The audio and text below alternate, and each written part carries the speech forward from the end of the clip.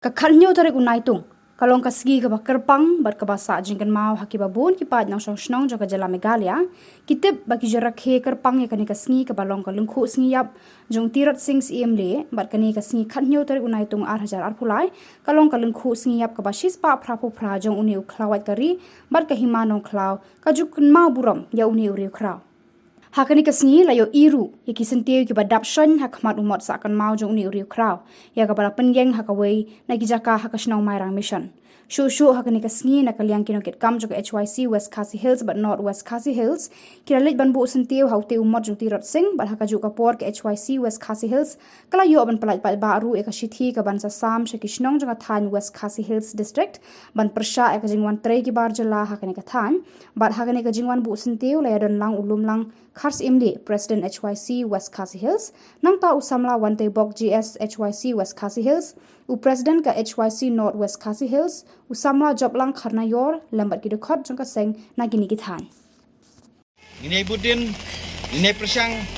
ya ban budin ya ke kimat ke bau Tirot sing sim ula ino akipor ula de porok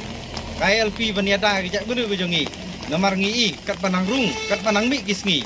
ibar Jylla kin lanang tu hapok jong ka Jylla ke jongi dasi kani ka sapenlong brau yang ngi kum bisa ma jong ka jak mendu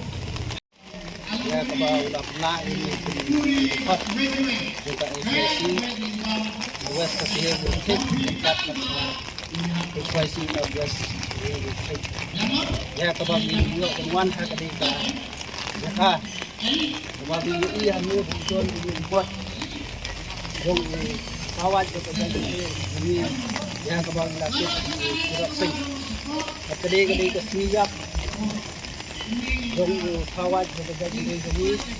nangi na gimana kau ya kebang la IT na kita kari bekerja jadi ini kum keseng jumlah kan la ai Burom lu awat golong kadipsa na kamta lawe jongi na kapta tipun kateng di jomi hakaba ni nakapor sa kapor ni dito mau ni kaya kadai kapor 6%